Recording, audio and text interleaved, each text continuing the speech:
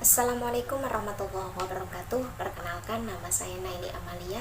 Saya lulusan dari Universitas Muhammadiyah Surakarta, mengambil jurusan manajemen dengan konsentrasi keuangan.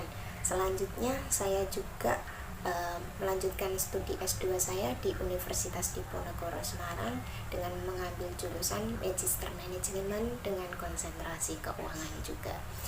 Pada saat masa studi saya dari mulai S1, saya menghasilkan beberapa karya tulis ilmiah seperti salah satunya pada analisis pasar modal, reaksi pasar modal terhadap kebijakan tax amnesty pada tahun 2016 yang telah dipublikasi di e-jurnal undip.ac.id.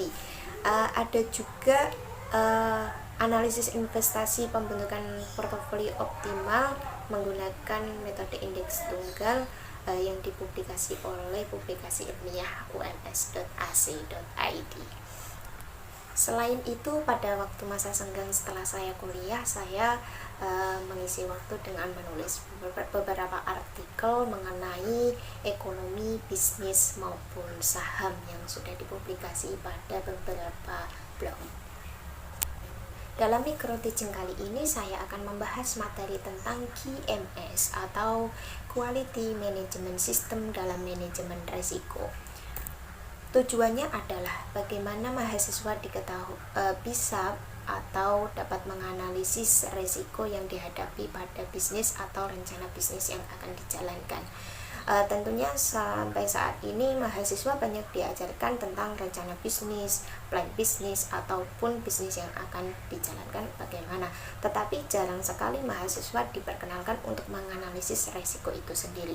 Pada dasarnya resiko itu melekat pada perusahaan itu sendiri. Saya akan membahas tentang quality management atau kualitas manajemen sistem pada manajemen produksi.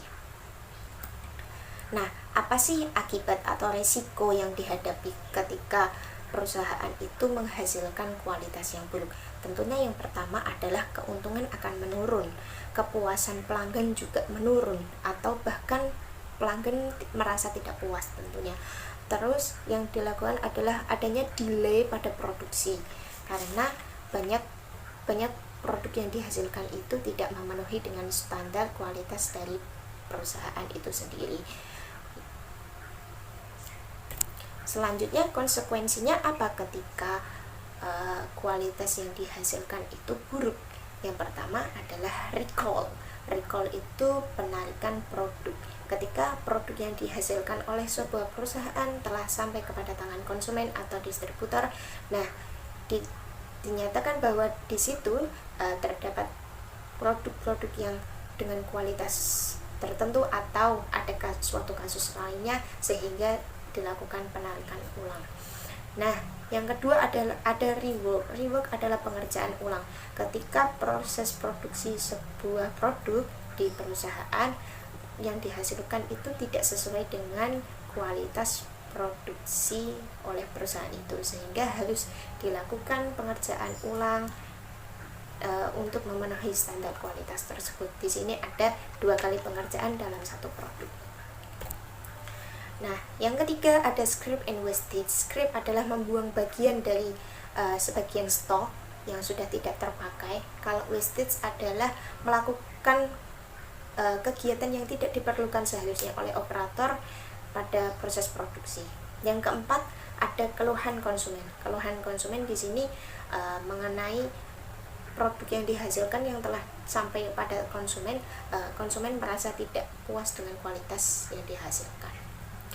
Saya ada case study mengenai pembahasan QMS Quality Management System ini, yaitu saya mengambil pada perusahaan PT Indofood. Kita ketahui bahwa PT Indofood itu perusahaan besar yang memiliki sistem manajemen yang sangat bagus dari segi manajemen produksinya, pendistribusiannya dan lain sebagainya, lebih bagus ketimbang dengan sektor di perusahaan pesaingnya. Yaitu dapat dikatakan bahwa PT Indofood sebagai leader pada perusahaan yang setaranya. Tapi hal ini tidak menuntut PT Indofood berada di atas angin tentunya, karena PT Indofood selalu berkomitmen untuk meningkatkan daya saing dan mendorong produktivitas dan efisiensi, mengurangi wastage, meminimalisir downtime operasional, dan menyempurnakan proses bisnisnya.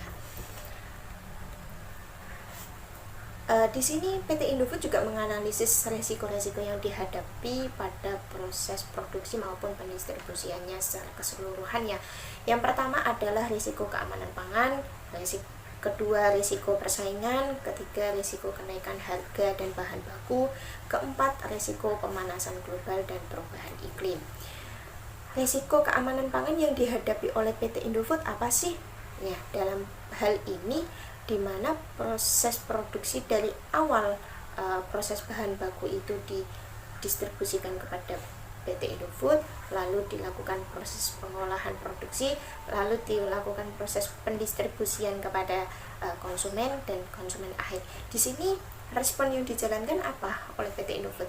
PT Indofood selalu menerapkan pengendalian yang ketat pada setiap tahap produksinya, baik dari supplier, pendistribusian, pengolahan bahan bakunya, pendistribusian hingga ke tangan konsumen, sehingga kualitas yang dihasilkan benar-benar bagus. Selain itu, PT Indofood juga menerapkan berbagai sertifikasi quality control, tentunya ada ISO 9001, ISO 2002, dan sertifikasi yang lainnya. Yang kedua, risiko persaingan. Tentunya PT Indofood juga memiliki pesaing-pesaing, ada Putrajaya, Mayor, tapi di sini posisi PT Indofood lebih unggul ketimbang perusahaan-perusahaan pesaingnya. Tapi tidak menutup kemungkinan PT Indofood selalu memantau perkembangan pasar dan melakukan inovasi produksi. Tentunya yang terpenting adalah bagaimana PT Indofood selalu menganalisis kebutuhan konsumen di masa yang mendatang, 2 hingga 3 tahun mendatang. Apa sih kebutuhan konsumen? Nah, itu yang selalu menjadi tuntutan bagi PT Indofood. Yang ketiga, risiko bahan baku. Di sini risiko bahan baku kita ketahui bahwa setiap komoditas bahan baku itu memiliki harga yang fluktuatif tentunya. Tapi perusahaan dituntut untuk menghasilkan produk dengan harga yang stabil. Nah, apa yang dilakukan oleh PT Indofood? PT Indofood melakukan menjalin kemitraan strategi dengan para petani, pemasok, dan memperluas diversifikasi pemasok bahan baku dan menggunakan substitusi bahan baku tanpa mengurangi kualitas dari hasil akhirnya.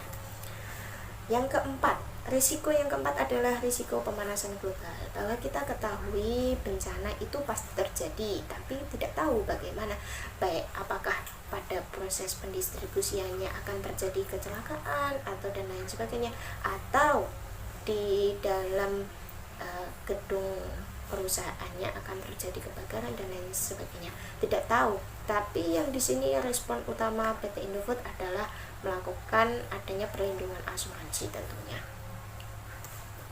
Nah, pernah terjadi beberapa kasus resiko yang terjadi pada perusahaan PT Indofood karena kualitas yang dihasilkan itu tidak sesuai dengan kualitas sertifikasi kualitasnya.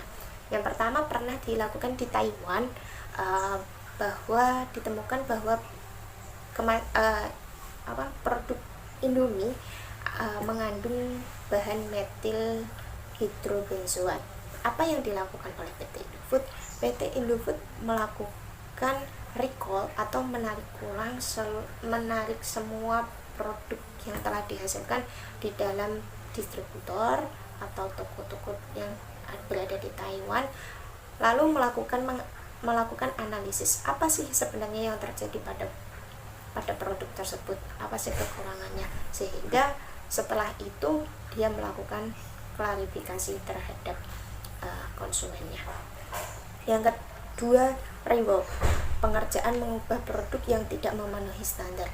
Di sini PT Indofood menekankan pada kualitas kisinya, bagaimana kisi bertanggung jawab secara penuh atas dasar untuk proses produksi dari mulai bahan bakunya, analisis zat kimianya, dan kadar air adonan dan lain sebagainya. Yang ketiga, scrap and wastage, yaitu membuang bagian yang tidak diperlukan dan melakukan kegiatan yang tidak diperlukan.